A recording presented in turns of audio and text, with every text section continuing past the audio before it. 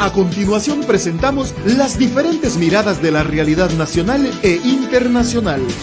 Las voces y opiniones desde una mirada amplia. En un contexto que necesita ser analizado a profundidad e ir directo al grano. Periodismo profundo y directo. Una producción de la Asociación de Medios Católicos de Honduras, AMECA. Directo al grano. Comenzamos. Los temas de interés nacional son analizados a profundidad aquí en Directo al Grano, a través de nuestro análisis de la semana. Saludos amigos y amigas, gracias por acompañarnos. Les saluda José Peraza. Estamos y entramos a la entrevista de análisis de la realidad de su programa Directo al Grano por la Asociación de Medios Católicos de Honduras, AMECA.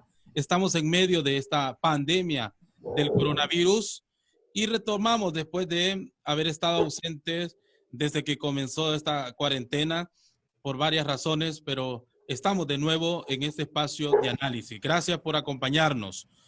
Y en esta entrevista de análisis de la realidad de su programa Directo al Grano, hoy me acompaña y es un gran honor tener sus aportes, su análisis, y agradecemos su tiempo también que nos dedica el abogado Raúl Pineda Alvarado, reconocido analista político hondureño, miembro del Partido Nacional, exdiputado al Congreso Nacional.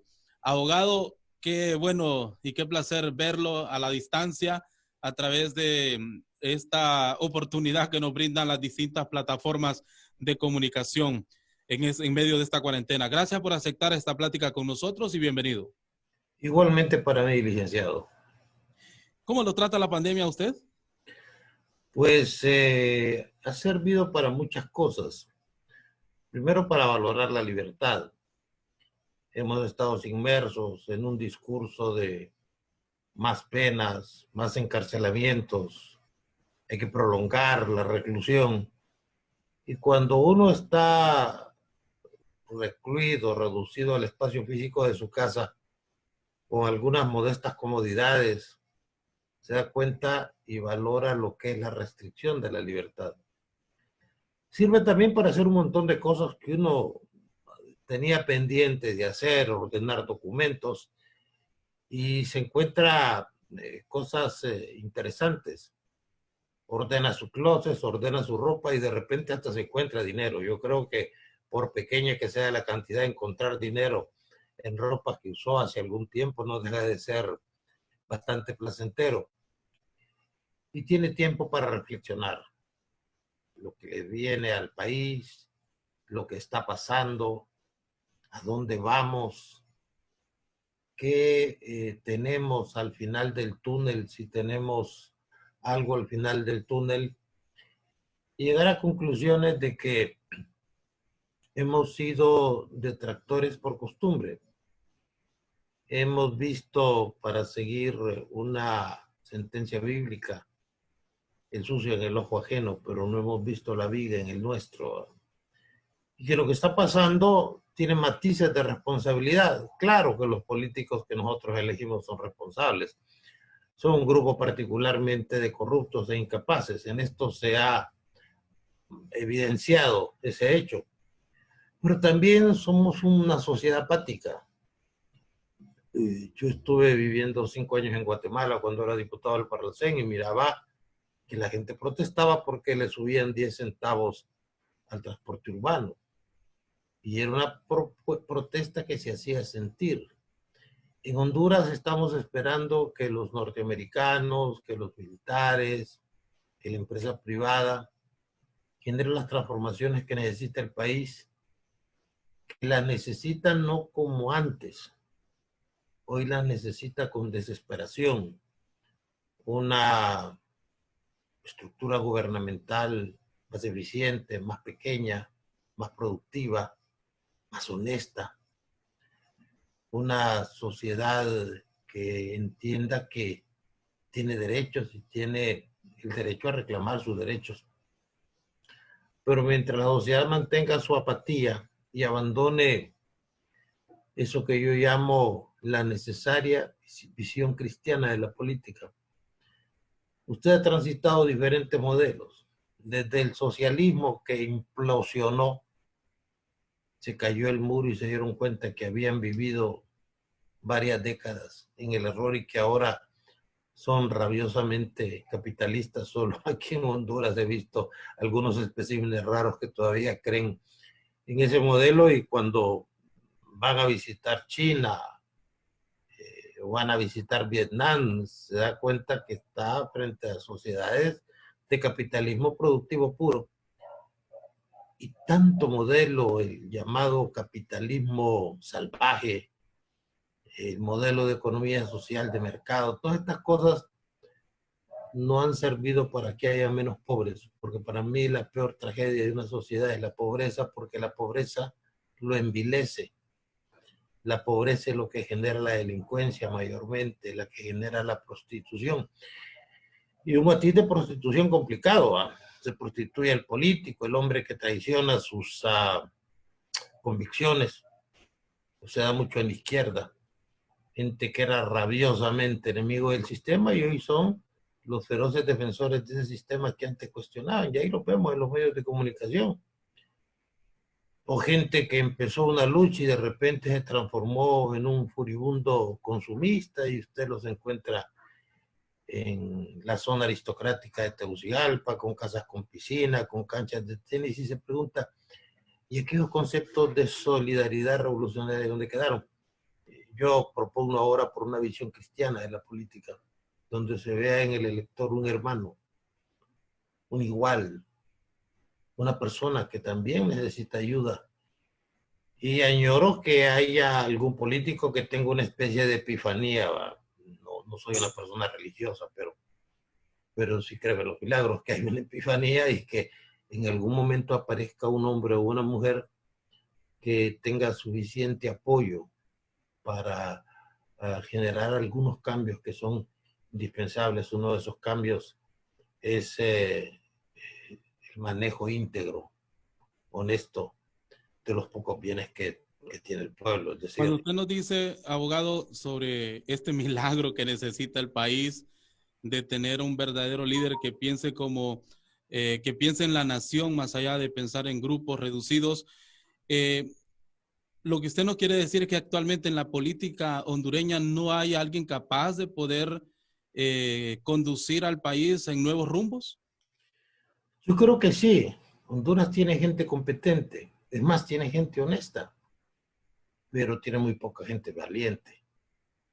Es decir, aquí hay gente con una extraordinaria capacidad de sacarle adelante el país con un equipo multipartidario o con un equipo sin partido, pero no hay gente que tenga el valor de enfrentar el inevitable choque que se va a tener que dar con esos especies de Jack Sparrow o de Darth Vader que están manejando las cosas en Honduras, ¿verdad?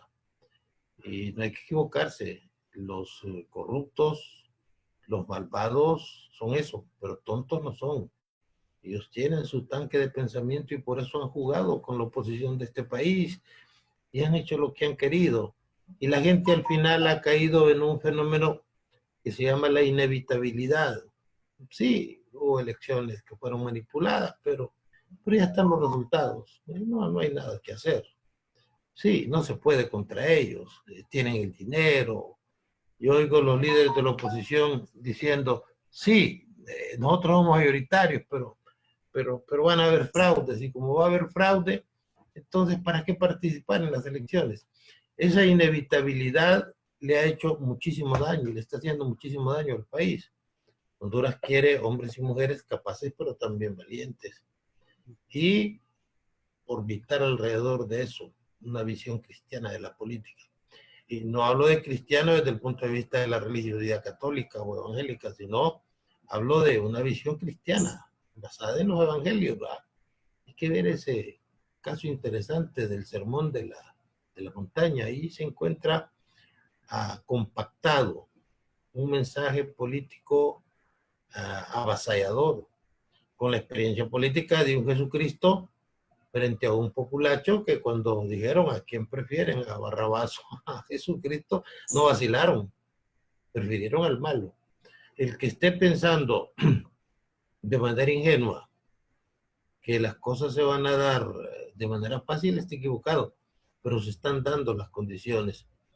Ahorita, yo veo que la oposición unida puede generar un cambio, si son sinceros, y puedo también considerar que ese cambio puede darse a través del apoyo de un nuevo hombre o mujer que no haya tenido participación política y que pueda generar algunas cosas que son indispensables. Mire, usted puede ver, usted en un país donde el 95% de los periodistas que manejan medios de comunicación reciben un salario del gobierno. Se lo digo desde la óptica que yo he sido abogado de muchos de ellos.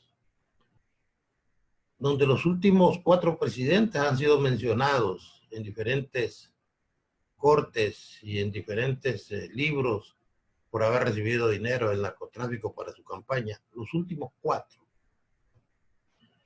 Estamos hablando de un país donde estamos en los 3 últimos lugares en desarrollo humano. ¿Cuáles son las consecuencias de eso? Costa Rica ayer tenía 23 muertos por COVID.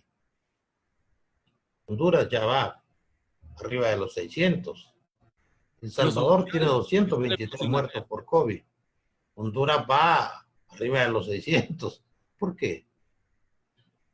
Ese tipo de hechos son los que deben analizarse, sin ningún sesgo político, porque en esto el problema es que todos nos ponemos los anteojos que nos convienen y caemos en el maniqueísmo. Todo lo del gobierno es malo, todo lo de la oposición es bueno. No es así.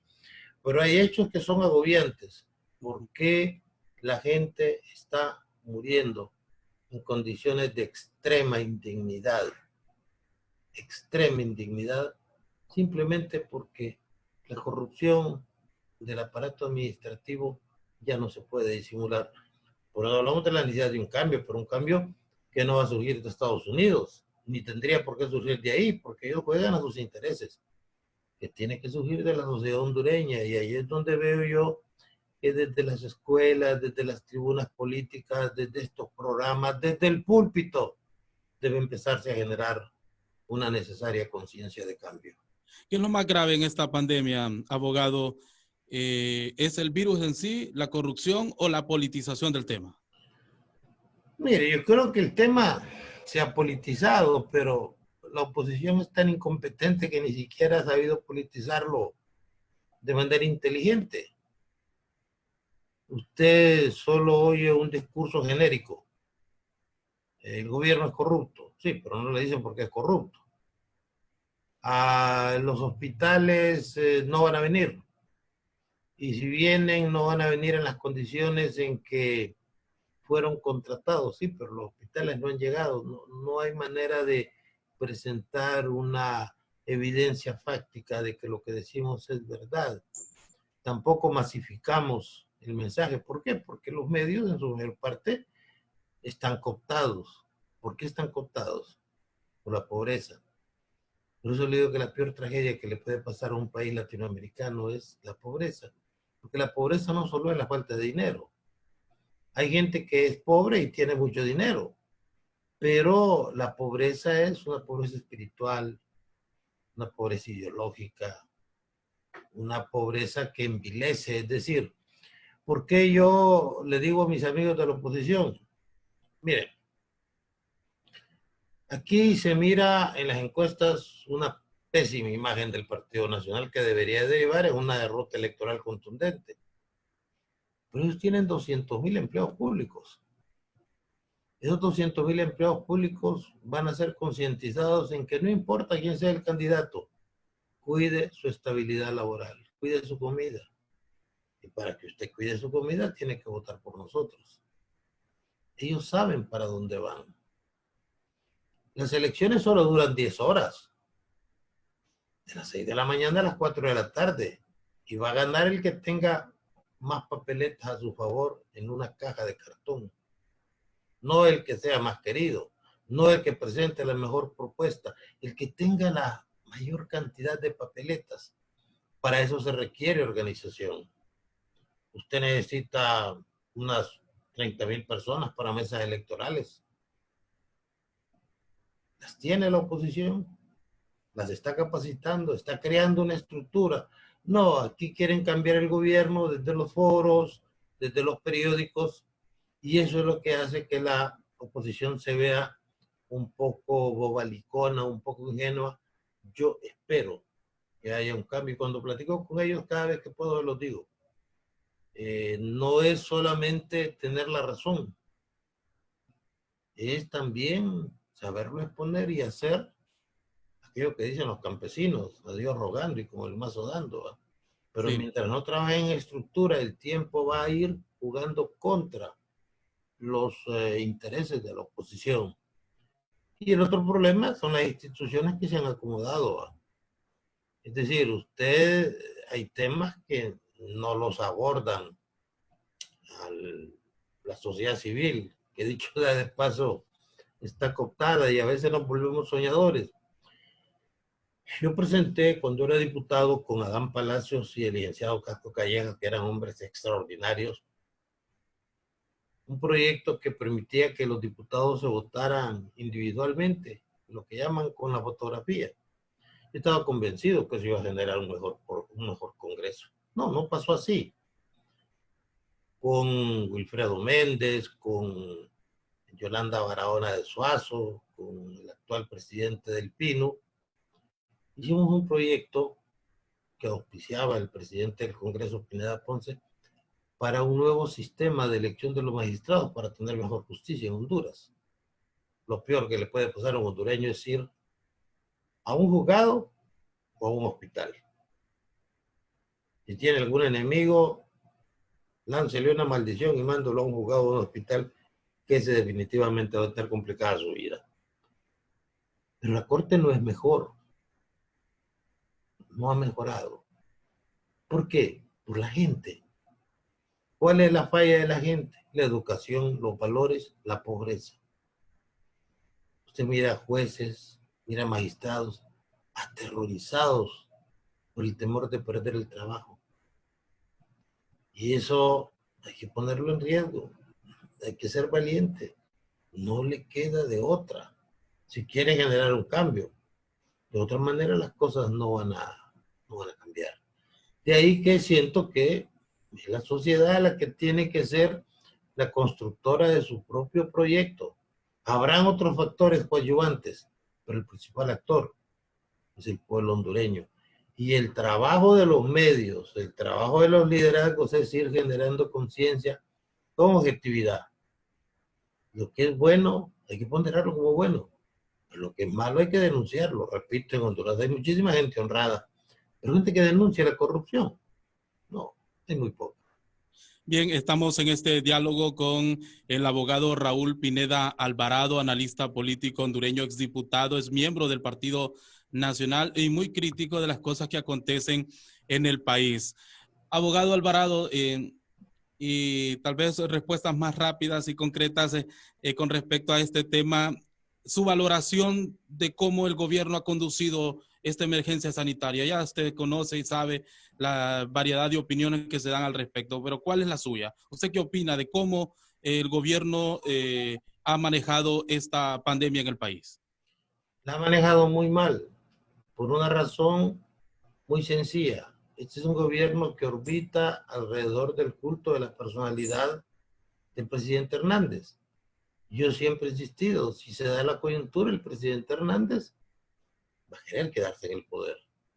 Para eso hay que exaltar su imagen y qué mejor oportunidad que él aparezca como el salvador del pueblo hondureño en esta crisis. Lo que pasa es que las cosas le salieron mal. Eso sí sucede. ¿Que ha sido un mal manejo? Sí, eso es notorio, es evidente. Estoy dando el caso, Costa Rica, que es un país miserable centroamericano, tiene 23 muertos. Honduras casi 700. El Salvador, que es el país con que somos más afines, tiene 225 muertos. Nosotros tenemos casi 700. En otros países se han dado pequeños escándalos, pero la dimensión de los escándalos de corrupción que se da en Honduras es enorme. El primer problema fue ese. Un presidente que salía rodeado de militares y policías en lugar de salir rodeado de científicos de bata blanca. Una crisis que se quiso aprovechar para sacarle brío a la armadura del presidente. Eso fue un error tremendo. No, esto ha sido muy mal manejado y ojalá que haya una, aunque sea tardía, rectificación saludable. Aquí en el país, a los señalamientos y cuestionamientos sobre los manejos de los fondos de la emergencia se le ha dado rostro. Yo hemos visto a Gabriel Rubí, ya ex de Copeco, Marcos Bográn, ex de InvestH. ¿Quiénes son Marcos Rubí? ¿Quiénes son Gabriel Rubí y quién es Marcos Bográn en medio de esta pandemia, abogado? Pues en derecho penal, los penalistas hablamos de autores inmediatos y de autores mediatos. El autor inmediato es el ejecutor. El autor mediato es lo que antes llamaban el autor intelectual. Y la sociedad se va furibunda contra el autor inmediato. ¿Quiénes están detrás de la decisión de disponer de una manera tan imprudente de 47 millones de dólares? ¿Habrá algún hondureño tan ingenuo que crea que esa fue una iniciativa única y exclusiva del señor Bográn? Sí, pero ¿a dónde va la crítica? Hay que crucificar a Marco Bográn, porque le ordenó a Marco Bográn. Dice, no se investiga nada. Entonces, estamos ante una sociedad que también tiene una enorme dosis de cálculo y de hipocresía. Yo estoy convencido que a esos señores, a esos muchachos, los van a llevar a la cárcel, como tienen en la cárcel al exdirector del seguro. Pero que si no hay un cambio político, los verdaderos responsables, los decisores, los que tenían posición de garante, esos no van a ir a los juzgados, ¿verdad? Esa es la triste tragedia, a menos que se dé un cambio político. Por eso la sociedad demanda un cambio político, que no necesariamente es un cambio político partidario, sino un cambio político en función de hondureños patriotas. Es una palabra bastante en desuso, medio romántica. Pero Honduras necesita patriotas, gente que amen el país. Rubí y Bográn son miembros de su partido político, el Partido Nacional. Don Raúl Pineda, ¿qué simbolizan ellos para su partido político? Mire, la víctima de todo este esquema ha sido el Partido Nacional. Es decir, los partidos sufrieron dos procesos en Centroamérica. Un proceso de privatización, es decir, los empresarios en Honduras, los palestinos, por ejemplo, los políticos de origen palestino, eso no existían antes del 80. Esos entran entre Elías Azura, Mario Facusé, Mario Canaguati, Tito Azura, entran un montón de gente de origen palestino que se cansaron de que los políticos ladinos les quitáramos dinero para las campañas y deciden, no, hoy vamos nosotros. Ese es un problema porque ellos miran la política desde una visión más o menos étnica. Están ellos, estamos nosotros. Uno de mis mejores amigos es de origen palestino y cuando me invitaba a alguna reunión decía, este es el abogado Pineda, es hondureño, pero es buena persona, decía. El otro proceso son las nuevas caras del Partido Nacional. Gente que no son nacionalistas ortodoxos, que son parte de una generación de buena presencia física, hablan inglés, conocen informática, pero carecen totalmente de integridad y de patriotismo. Y eso, bajo el liderazgo de Juan Orlando Hernández, entraron al asalto de la estructura del partido. Eso no conocen del Partido Nacional cuando estaba en la llanura o cuando los nacionalistas han sido perseguidos. No, a ellos, para usar la frase de un carnicero, no les tocó la parte del hueso, solo les tocó la parte del filete. Y ante la debilidad de la oposición, que surge gracias a Manuel Zelaya, que crea otro partido y divide el Partido Liberal, ni él llega, ni llegan los liberales, ante una fuerza política grande pero dividida, ellos se apoderan del Estado y su código es dinero. Su Dios es el dinero y su partido es el dinero. Claro que el Partido Nacional puede pasar gravísimas consecuencias cuando la gente le pase la factura. Pero hay algo que no ha hecho la oposición. La oposición solo necesita dos cosas. Una, un candidato unificador. Y dos, vender la impresión que pueden ganar. Yo he trabajado mucho el tema del mercadeo político. De hecho, tengo muy buena información de lo que está pasando en el país. Y del fenómeno de Narrala, por ejemplo, que Narrala baja en las encuestas y en 2 semanas vuelve arriba.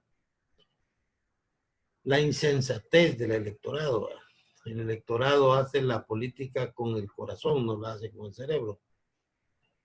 Y estas personas que llegaron al Partido Nacional son buenos técnicos para robar, para manipular, para hacer lo que quieren con la oposición, pero no son verdaderos nacionalistas. El nacionalismo es otra cosa. Decir el Partido Nacional es corrupto es un abuso y una injusticia porque es un partido de más de 1 millón de personas. Los nacionalistas ortodoxos han sido, para usar una frase, reposicionados. Es decir, los han tomado y los han hecho a un lado frente a una nueva generación de muchachos que son la modernidad del partido, que llaman, que algunos admiran, ¿va? Pero que carecen del más elemental sentido de probidad. La gente del Partido Nacional está incómoda. Aparecen algunos fogonazos de inconformidad, como el de Pepe Lobo, que surge porque le tienen presa a su esposa, ¿va? Pero hay otro montón de gente que está incómoda. Yo conozco muchos nacionalistas, es más, conozco diputados actuales del Partido Nacional que no van a votar por el Partido Nacional, que se sienten avergonzados y resentidos porque a ellos les está tocando pagar una factura de algo que ellos no consumieron. Por esta nueva generación de muchachos sin militancia, no saben quién fue Juan Manuel Gálvez, no conocen la marcha de Carías, no tienen ninguna formación ideológica, pero son muy hábiles para hacer negocios ante un partido que era muy conservador, un partido que se había quedado en el atraso. Pero quedarse en el atraso no quiere decir que es un partido desorganizado.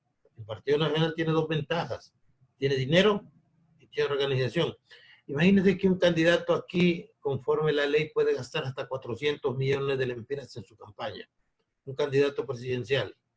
Yo le puedo asegurar que el Partido Nacional los tiene, pero no le puedo asegurar que los tiene el Partido Liberal o Libre. Por eso hay que hacer reformas.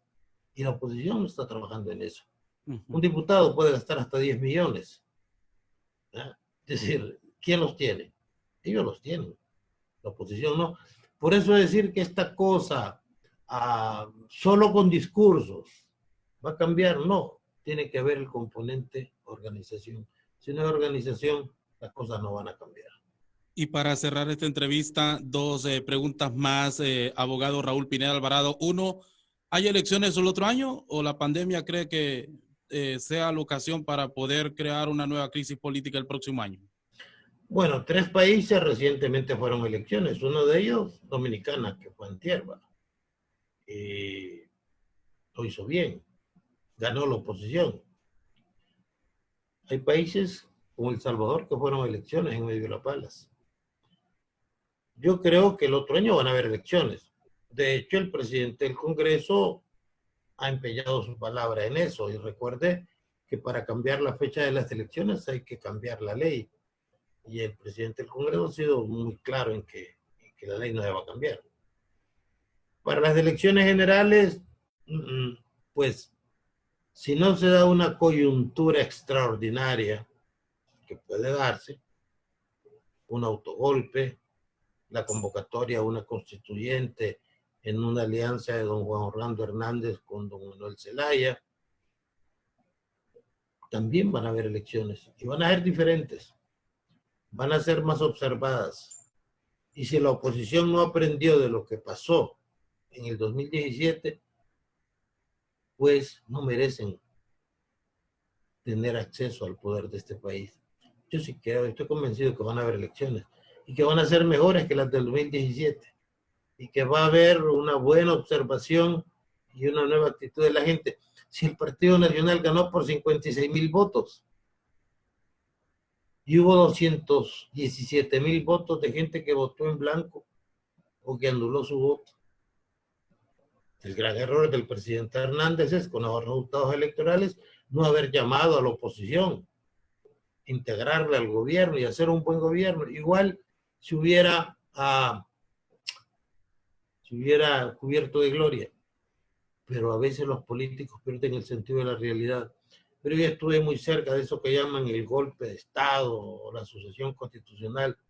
Yo le puedo asegurar, porque yo lo viví. Yo era asesor del fiscal general del Estado y era una persona muy cercana a las Fuerzas Armadas. Si Manuel Zelaya dice, yo me quiero quedar 4 años más, no hubiera pasado lo que pasó. Y Honduras se hubiera evitado una serie de tragedias como las que hemos vivido. Pero cuando le preguntaron, ¿y usted cuánto tiempo piensa quedarse en el poder? Dijo 20 años. Y después lo dijo en un medio de comunicación, y eso determinó que se hiciera lo de Zelaya. Fue malo, pero era necesario. Como en este momento, si defenestraran a Juan Orlando Hernández, tenga la seguridad que la gente saldría a poner carnavales a la calle. Malo, es contra la ley, pero a veces es necesario. De ahí que sí van a haber elecciones. ¿Qué lecciones nos deja la pandemia, abogado? Primero, puso en evidencia lo peor y lo mejor de la sociedad. Puso en evidencia que todavía no todo está perdido, que hay gente con solidaridad y visión cristiana que puede dar su vida por otro. Los médicos, las enfermeras, algunos auxiliares de salud. A esa gente el próximo gobierno debería hacerle un buen monumento en mármol para recordar para siempre que ellos dieron su vida y sacrificaron sus familias por nosotros. Luego, lo despreciable que a veces puede ser la clase política. Robar, tomar dinero a costa de la vida de los demás. No solamente es un delito, también debe ser un pecado. Y un pecado que no tiene redención. Y finalmente, establecer la necesidad de que hay cosas que podemos hacer. Aquí nos consolamos porque hay un montón de muertos en Estados Unidos y en Europa. Si es que allá también hay estúpidos. Un amigo mío que está en España me dice, Raúl, es increíble cómo la gente tiene fiestas y aquí es verano y la gente anda en la calle sin ninguna medida de bioseguridad. Y le digo, ¿qué estúpidos en todas partes? Pero en Honduras podemos tener el mejor sistema de salud de Centroamérica. Eso no requiere un esfuerzo muy grande. Ojalá que el próximo gobierno se prepare para las otras pandemias y que tengamos un sistema de salud que nos dé dignidad a la que tenemos derecho por solo ser seres humanos y trabajar en ese otro esquema, la visión cristiana de la política. Abogado, ha sido un placer tenerlo con nosotros.